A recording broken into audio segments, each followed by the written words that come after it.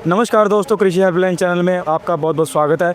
तो दोस्तों, जैसा कि कृषि हेल्पलाइन चैनल किसानों से जुड़ी हुई, डेयरी फार्मिंग से जुड़ी हुई हर एक खबर को, हर एक टिप्स को, सॉल्यूशंस को आपके सामने पेश करता है। इस वक्त हम मौजूद हैं कृषि भैंस अनुसंधान संस्थान के स्टॉल पे। मेरे साथ बैठे हैं डॉक्टर नितिन कुमार जी। इनसे बात करेंगे और जानेंगे इनके इंस्टीट्यूट के बारे में, कैसे ये भैंस पर रिसर्च करते हैं और कैसे ये डेयरी फार्मिंग को ऊपर लेके जाने के लिए काम करते हैं। हमारा ये जो भारतीय कृषि अनुसंधान संस्थान का जो है केंद्रीय भैंस अनुसंधान हिसार में सिरसा रोड पर हमारा संस्थान स्थित है। हमारा एक सब कैंपस नाभा में भी है।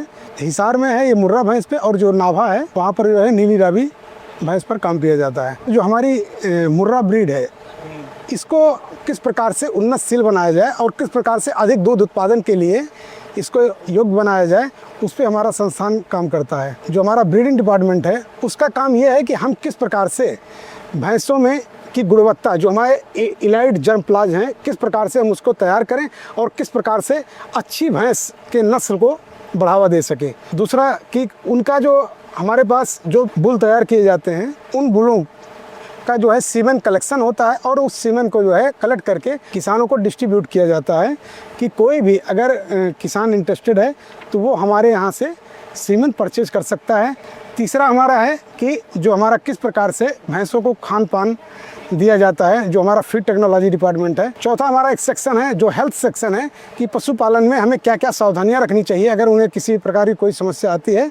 Social science research and capacity development कि हमारे संस्थान की जो भी तकनीकें हैं, उन तकनीकों को किस प्रकार से हम किसानों तक पहुंचाएं। हमारे यहाँ पर हम किसानों को प्रत्येक माह 5 दिवसीय ट्रेनिंग देते हैं कि किस प्रकार से भैंस का पालन करना है और भैंस की कैसे किस प्रकार से पहचान करनी। इस प्रकार से हम 5 दिन में किसानों को एक भैंस पालने योग्य बनाने का प्रयास करते हैं। अभी रिसेंटली सर आपके इंस्टीट्यूट की तरफ से और कौन कौन से कार्य किए गए हैं, कौन कौन सी रिसर्च की गई हैं, कौन कौन से नवी एक्टिविटीज़ की गई हैं, उसके बारे में बताएं सर। जी, अभी आपने बहुत अच्छा क्वेश्चन किया है। आप ये हमारा बैनर देख लीजिए। हमारे संस्थान द्वारा ये जो विकसित प्रमुख तकनीकें हैं, एक तो आप देखिए कि क्लोन बुल। क्लोन बुल हमारा जो है, ये हमारे पास एक M29 का बुल था, जिसके माध्यम से पहला हमारा क्लोन बुल हिसार गौरव तैयार किया गया और उसी के माध्यम से 7 ये हैं जो रिक्लोन किए गए, क्लोन से भी रिक्लोन किए गए हैं। ये हमारी एक टेक्नोलॉजी है और जब अब इसका हम सीमेन जो है किसानों तक पहुंचाने का प्रयास कर रहे हैं और हमारे हरियाणा के नूह जिले में इसका ऑलरेडी ट्रायल चल रहा है। जो हमारा मेल होता है, मेल का हम सोमेटिक सेल लेते हैं और सोमेटिक सेल को हम फर्टिलाइज करते हैं लैब में, उसके बाद उसको एम्ब्रियो में ट्रांसफर करके एम्ब्रियो ट्रांसफर टेक्निक जी की बात कर रहे हैं। हाँ, वो उसके माध्यम से हम क्लोन बुल को तैयार करते हैं। दूसरा आप हमारा देखिए कि हमारे फील्ड माइक्रोस्कोप है। ये हमारा प्रेगडी है। प्रेगडी है कि अगर मान लीजिए हमें जानना पड़ेगा कि हमारा पशु, डेयरी पशु मूत्र आधारित उस पर गर्भ है कि नहीं है, उस पर हम ये चेक कर सकते हैं। उसके बाद हमारा है ASM जो है, आप देखिए संस्थान ने इसको खनिज लवण मिश्रण तैयार किया है एरिया स्पेसिफिक, कि जिस एरिया का है उस एरिया के लिए किया गया है, जिसको खिलाने से पशुओं में ना तो बार बार फेरे की संभावना होती है, उनका दूध उत्पादन बढ़ जाता है। इस प्रकार से हमारी संस्था हमारा काम कर रहा है। बहुत सारी टेक्नोलॉजी हैं। भैंस की जो डेयरी फार्मिंग है वो क्यों कम होती जा रही है और किसानों को क्यों समझना चाहिए कि जो भैंस है, भैंस की डेयरी फार्मिंग भी बेनिफिशियल है। होता क्या है कि सबसे बड़ी समस्या जो है भैंस पालन जो आ रही है, हमें लग रहा है कि हमारा किसान भाई उच्च कोटि की नस्ल को प्राप्त नहीं कर पा रहा है, और जब उच्च कोटि की नस्ल उसे मिल नहीं पा रही है तो उसके जो कहते हैं कि हमारा 60% जो है खाने पे भैंस में खर्च होता है। अगर हम उस प्रकार से उसके खाने पीने पे अगर हम सही ध्यान दें तो हमें लगता है कि ये भैंस पालन जो भी, ये देखिए पुरुष तो कम कर पाते हैं और महिलाएं इसमें अच्छा परफॉर्म कर सकती हैं। ये हमारे लिए एक उद्यमिता का साधन बन सकता है। हर किसान के यहाँ खेती है और खेती है, साथ साथ एक तो उसका जीविकोपार्जन का काम तो चलेगा, उसके पास एक ऐसी धरोहर के रूप में भैंस है जिसे हम कहते हैं कि ये काला सोना है, इसके लिए हम इसको रख सकते हैं। दूसरा है कि अगर हमारा किसान अपने घर में ही दूध का उत्पादन करे तो हमें लगता है कि वो अच्छा खाएगा और उसका स्वास्थ्य भी अच्छा रहेगा और उसका एक जीविकोपार्जन का एक भैंस एक साधन भी बनती जा रही है।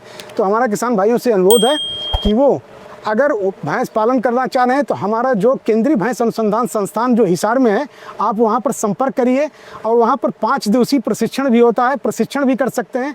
और प्रशिक्षण करने के बाद हमारे यहाँ सीमेन का, सबसे बड़ी बात हमारे यहाँ अच्छे बुल का सीमेन भी उपलब्ध है।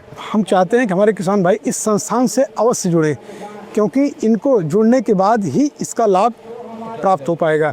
और यहाँ पर समय समय पर जो हमारा प्रशिक्षण कार्यक्रम होता है वो होता है, और इसका एक बार विजिट करें और यहाँ पर देखें कि हमारे पास मुर्रा नस्ल की भैंसें कैसे पाली जा रही हैं, उनके कटले कटरी सब यहाँ पर उपलब्ध हैं, उनको भी देखें। और हमें लगता है कि अगर देखने से ज्ञान और भी बढ़ता है। तो इसी के साथ मैं अपने किसान भाइयों को अपने संस्थान में आह्वान करता हूँ कि हमारे किसान भाई जहाँ भी वो जहाँ पर भी हैं, वो अपने जो नज़दीकी संस्थान हैं पशुपालन से संबंधित या कृषि विभाग से संबंधित, वहाँ पर वो संपर्क करें।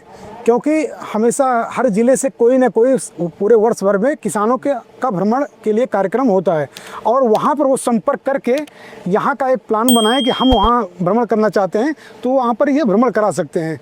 और अगर उनका वहाँ पर आएँ, संपर्क करें, और उनको अगर इच्छा हो तो वो यहाँ पर वो प्रशिक्षण भी ले सकते हैं। हमारे वहाँ किसान जो ट्रेनिंग होती है उसमें पूरे भारत से ट्रेनिंग के लिए आते हैं, और हमारे वहाँ से 12 जोटे जो हैं नेपाल में गए हैं पिछले साल, और अभी पिछले महीने नागालैंड में गए हैं 12 भैंसें, और 10 भैंसें बिहार में गई हैं।